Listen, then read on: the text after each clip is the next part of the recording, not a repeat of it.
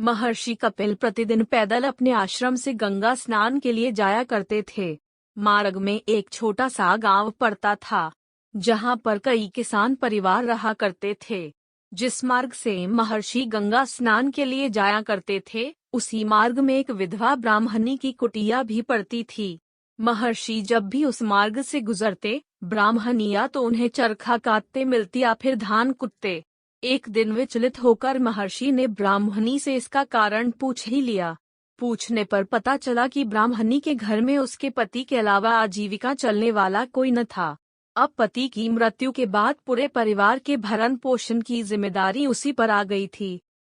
कपिल मुनि को ब्राह्मणी की इस अवस्था पर दया आ गई और उन्होंने ब्राह्मणी के पास जाकर कहा, भद्रे, मैं पास ही के आश्रम का कुलपति कपिल हूँ। मेरे कई शिष्य राज परिवारों से हैं। अगर तुम चाहो तो मैं तुम्हारी आजीविका की स्थायी व्यवस्था करवा सकता हूँ। मुझसे तुम्हारी यह सहाय अवस्था देखी नहीं जाती।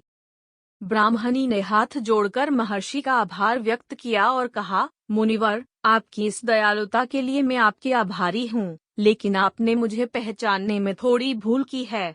पंचरत्न, ना तो मैं असहाय हूँ और ना ही निर्धन। आपके शायद देखा नहीं, मेरे पास 5 ऐसे रत्न हैं जिनसे अगर मैं चाहूँ तो खुद राजा जैसा जीवन यापन कर सकती हूँ। लेकिन मैंने अभी तक उनकी आवश्यकता अनुभव नहीं किया, इसलिए वह 5 रत्न मेरे पास सुरक्षित रखे हैं। कपिल मुनि विधवा ब्राह्मणी की बात सुनकर आश्चर्यचकित हुए और उन्होंने कहा, भद्रे, अगर आप अनुचित न समझे तो आपके वे 5 बहुमूल्य रत्न मुझे भी दिखाएं। देखूं तो आपके पास कैसे बहुमूल्य रत्न है।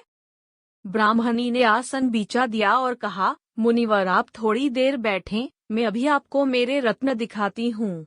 इतना कहकर ब्राह्मणी फिर से चरखा काटने लगी। थोड़ी देर में ब्राह्मणी के 5 पुत्र विद्यालय से लौटकर आए। उन्होंने आकर महर्षि और माँ के पैर छुए और कहा, माँ, हमने आज भी किसी से झूठ नहीं बोला, किसी को कटु वचन नहीं कहा। गुरुदेव ने जो सिखाया और बताया उसे परिश्रम पूर्वक पूरा किया है। महर्षि कपिल को और कुछ कहने की आवश्यकता नहीं पड़ी। उन्होंने ब्राह्मणी को प्रणाम कर कहा, भद्रे, वाकई में तुम्हारे पास अति बहुमूल्य रत्न है। ऐसे अनुशासित बच्चे जिस घर में हो, जिस देश में हो, उसे चिंता करने की आवश्यकता ही नहीं है। अगर आपको मेरी कहानी पसंद आई है तो मेरे चैनल को सब्सक्राइब करें और अपने दोस्तों के साथ शेयर करें।